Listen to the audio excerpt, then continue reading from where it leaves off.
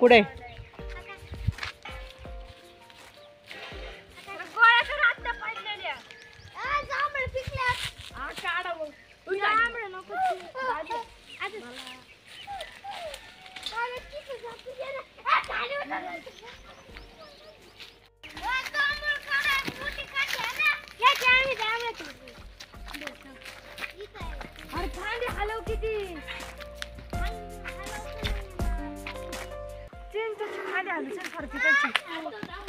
हाँ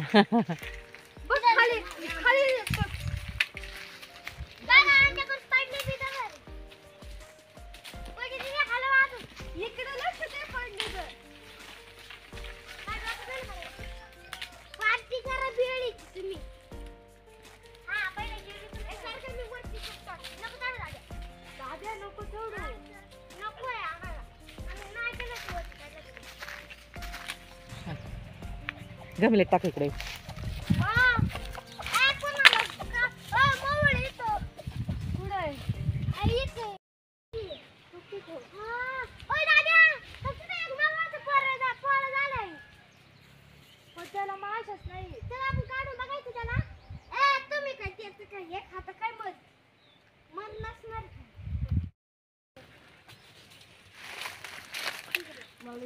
जांभळं पाहू शकता मस्तपैकी कच्चीच जांभळं आहे आणि छान लढली आहेत हे पहा मस्तपैकी पिकायला सुरुवात झाली आहे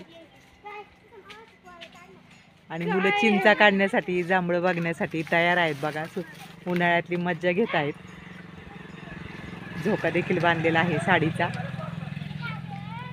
तर मस्तपैकी जांभळं आहेत तर आपण चिंचा देखील काढून घेतलेल्या आहेत आणि छानपैकी जांभळं आहेत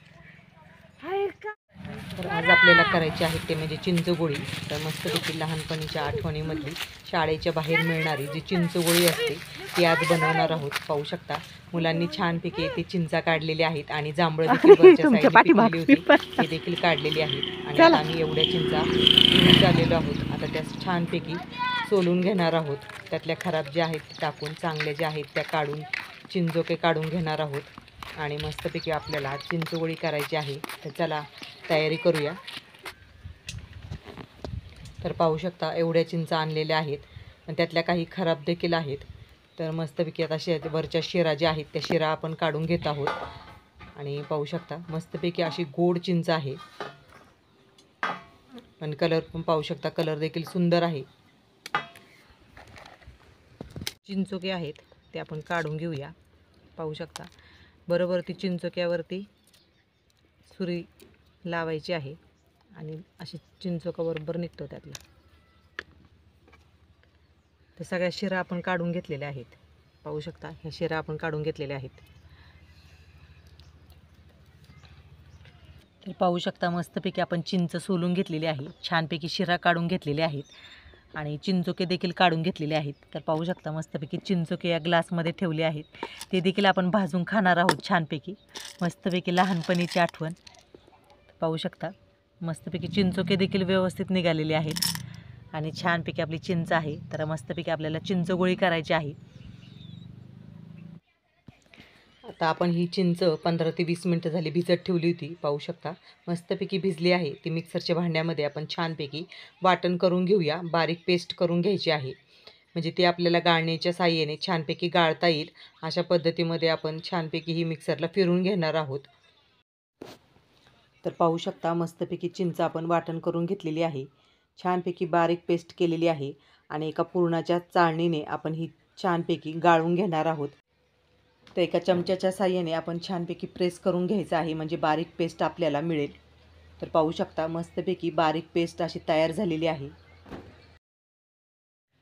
तर इथे आपण गूळ घेतलेला आहे तो फोडून घेतलेला आहे आणि गॅसवरती एक तवा ठेवलेला आहे त्या तव्यामध्ये हा चिंचेचा जो कोळ आहे निघालेला तो टाकला आहे आपण आणि त्यावरतीच आपण जो गूळ घेतलेला आहे तो टाकायचा आहे गुळाचं प्रमाण येथे तुम्ही कमी जास्त करू शकता चिंच जर जास्त आंबट असेल तर जास्त गुळाचा वापर केला तर चालू शकतो परंतु ही जास्त चिंच ही गोड असल्यामुळे मी येथे गुळाचा वापर थोडाच केलेला आहे तर आपल्याला गूळ छानपैकी विरघळून घ्यायचा आहे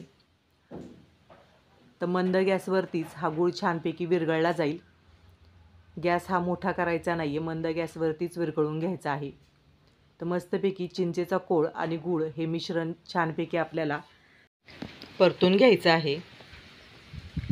तर हळूहळू गूळ हा विरघळला जाईल, पाहू शकता. तर ही चिंचगोळी चटपटीत होण्यासाठी यामध्ये आपण थोडेसे मसाले वापर करणार आहोत. तर पाहू शकता छानपैकी गूळ येथे विरघळला आहे. आता यामध्ये आपण थोडेसे मसाले ॲड करणार आहे. तर यामध्ये मी थोडंसं लाल तिखट घेतलेलं आहे आणि किंचित मिठाचा वापर देखील केलेला आहे, ज्याच्यामुळे चिंचगोळी ही खूप छान लागेल. आणि येथे भाजलेली जिरेपूड देखील घेतलेली आहे आणि थोडंसं स्वादासाठी आपण येथे चाट मसाल्याचा देखील वापर केलेला आहे. तर आता हे सगळं आपण मिक्स करून घेऊया. आणि आता थोडासा गॅस आपल्याला मोठा करायचा आहे आणि मोठ्या गॅसवरती हे मिश्रण थोडंसं घट्ट होईपर्यंत आपल्याला छानपैकी परतून घ्यायचं आहे. तर पाहू शकता मिश्रण आता घट्ट होण्यास सुरुवात झालेली आहे. तर हे मिश्रण आपल्याला थोडंसं थंड करून घ्यायचं आहे, जेणेकरून हा गोळा तयार होईल. थंड झाल्यावरती याचा गोळा होतो आणि मस्तपैकी आपल्याला छानपैकी चिंचगोळी ही करता येते. तर पाहू शकता आपलं मिश्रण येथे तयार झालेलं आहे. आता एक 15 ते 20 मिनटं ह्याला छानपैकी आपण थंड होण्यासाठी ठेवूया. तर पाहू शकता एक 15 ते 20 मिनटानंतर छानपैकी थंड झालेलं आहे, पाहू शकता. आणि आता मस्तपैकी आपण याची चिंचगोळी करूया. तर पाहू शकता येथे मी मोठी साखर होती ती थोडीशी मिक्सरला फिरून घेतलेली आहे, पाहू शकता. थोडी जाडसरच ठेवायची आहे. आता हे मिश्रण थोडंसं थंड झालेलं आहे, ते आपण एक डिशमध्ये काढून घेतलेलं आहे. आणि पाहू शकता थोडीशी आपण ही जी पिठी साखर आहे ती हातावरती ठेवलेली आहे, जेणेकरून आपल्या हाताला हे मिश्रण चिटकणार नाही. आणि वरून थोडीशी ही पिठी साखर टाकायची आहे, म्हणजे ते हाताला अजिबात चिटकत नाही आणि अगदी सहजपणे ही चिंचगोळी तयार होते. तर पाहू शकता मस्तपैकी आपली चिंचगोळी येथे तयार होणार आहे. आणि लहान मुलांच्या तसंच मोठ्यांच्या देखील आवडीचा पदार्थ आहे हा चिंचगोळी. तर पाहू शकता मस्तपैकी हातावरती गोल गरगरीत अशी चिंचगोळी इथे तयार झालेली आहे. आणि वरून पिठी साखर थोडीशी टाकल्यामुळे ती अजिबात चिटकत नाही एकमेकाला. तर सर्व चिंचेच्या गोळ्या आपण इथे करून घेतलेल्या आहेत, पाहू शकता. आणि वरून थोडीशी आपण पिठी साखर जी आहे रवाळा वाटलेली आहे ती टाकून घेऊया, म्हणजे एकमेकांना अजिबात चिटकणार नाही. जरी डब्यात ठेवली तरी एक एक आपल्याला काढून खाता येईल. अशा पद्धतीमध्ये छानपैकी चिंचगोळी येथे तयार झालेली आहे. तर आजचा व्हिडिओ जर तुम्हाला आवडला असेल तर जास्तीत जास्त शेअर करून, लाईक करून, सबस्क्राईब करायला विसरू नका. तर वरून आपण थोडीशी पिठी साखर टाकलेली आहे, जेणेकरून ती चिटकणार नाही. आणि नक्कीच अशी चिंचगोळी तुम्ही करून पहा.